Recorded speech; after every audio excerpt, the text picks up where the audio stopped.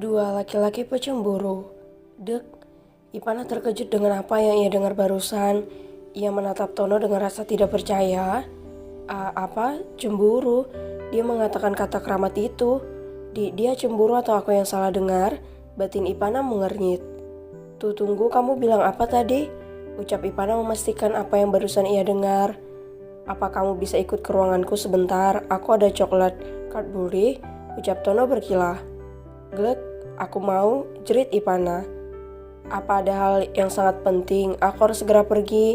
Mungkin kamu bisa memberikan coklatnya lain kali kepadaku, ucap Ipana melihat jam tangannya. Jam berapa kamu free nanti? Apa aku boleh mengunjungimu ke perusahaan? Tanya Tono. Jam 4 dan jangan terlambat, ucap Ipana tegas. Baiklah, ucap Tono tersenyum. Ia segera meminta karyawannya untuk mengambil pesanan Ipana tadi. Tidak perlu dibayar, sampaikan salamku kepada Nyonya Fajira dan Tuan Irfan.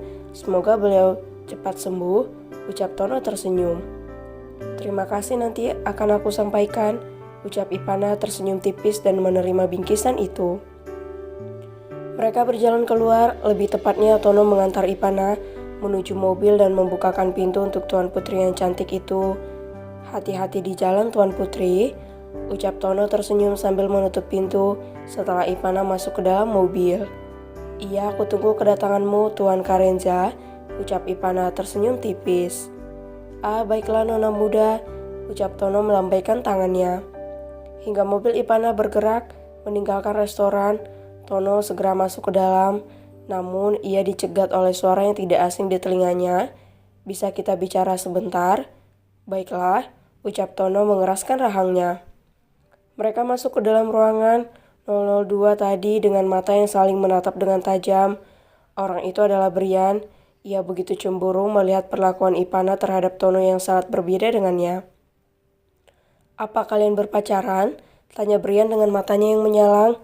Belum, sepertinya sebentar lagi dia akan menjadi milikku, ucap Tono tegas. Percaya diri sekali kau, Ipana tidak akan mau dengan pria seperti kau, ucap Brian meremehkan. Oh ya, apa karena saya hanya seorang koki restoran? Saya rasa peluang yang saya miliki lebih besar dibandingkan Anda, ucap Tono berani.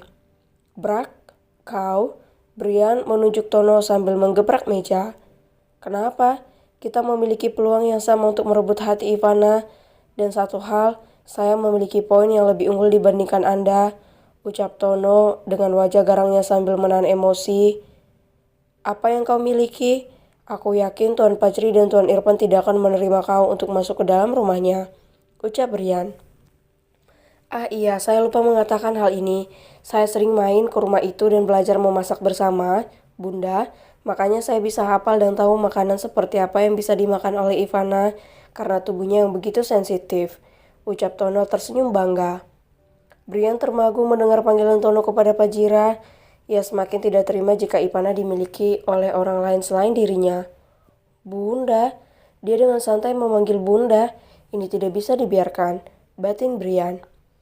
Kita sama-sama menginginkan Ipana, Tuan Brian. Mari bersaing secara sehat. Walaupun hati Ipana sudah dimiliki, tetapi peluang itu masih ada sampai ia menikah nanti, ucap Tono dengan tenang. Brian menatap tajam ke arah Tono. Ia sangat tidak setuju dengan tawaran laki-laki yang ada di hadapannya ini. Saya tidak perlu bersaing dengan kau, karena saya yakin bisa mendapatkan hati Ipana kembali, ucap Brian percaya diri. Oh ya, kalau begitu kita lihat saja nanti. Yang jelas saya tidak akan berhenti berjuang untuk mendapatkan Ipana, walaupun saya hanya seorang koki, ucap Tono tersenyum semirik menatap Brian.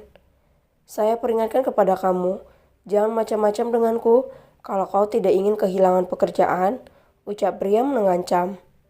Saya juga memperingatkan kepada Anda, jangan macam-macam denganku jika Anda tidak ingin dibenci oleh Ipana, ucap Tono tersenyum penuh kemenangan. Wajah Brian merah padam karena emosinya sangat membuncah. Ia keluar dari ruangan itu tanpa mengucapkan sepatah kata lagi. Brak, Tono terperanjat kaget melihat Brian membanting pintu dengan keras. Ia menghela napasnya meredam emosi yang begitu bergejolak. Ingin rasanya ia menghajar Brian dan mengatakan jika ia memiliki banyak hal yang bisa dibanggakan. Memang belum bisa menyaingi Brian, namun apa yang ia punya sudah bisa mencukupi kehidupan mewah Ipana di kemudian hari. Kau jangan lemah, Jah. Ipana pasti akan memilihmu, batin Tono menyemangati dirinya.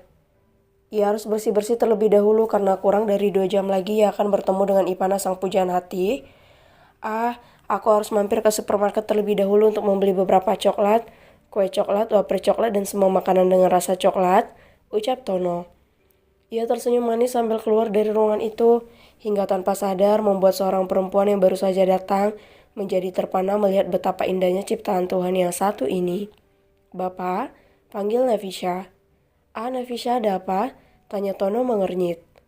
Maaf Pak, ada beberapa berkas yang harus Bapak tanda tangani, ucap Nafisha dengan salah tingkah karena tatapan Tono. Iya, mari ikut ke ruanganku, ucap Tono. Mereka segera pergi menuju ruangan Tono, hanya berdua saja tanpa ada yang lain di sana.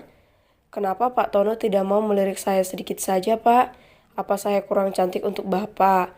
Jika dibandingkan dengan Nona Ivana, saya memang sangat jauh darinya, tetapi saya cukup melebihi standar kecantikan wanita kok. Batin Nafisha menatap Tono penuh damba. Sudah selesai Nafisha, tolong kamu handle pekerjaan sore ini, saya ada keperluan, ucap Tono menyerahkan beberapa berkas yang sudah ia periksa dan ditandatangani.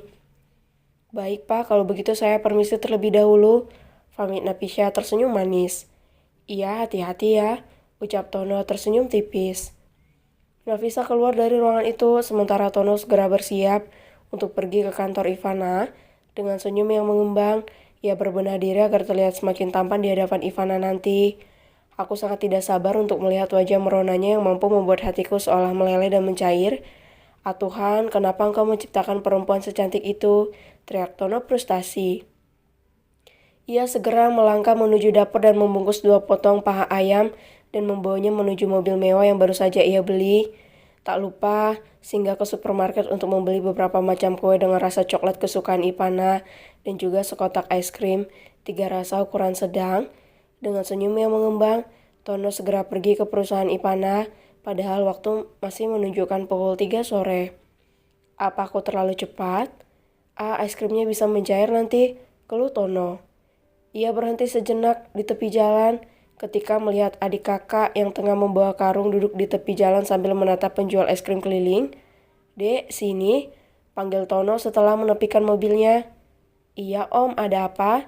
Tanya gadis kecil yang terlihat kumuh dan lusuh. Ini, Om ada beberapa makanan, makan sama adek ya, ucap Tono menyerahkan beberapa roti coklat dan es krim tadi.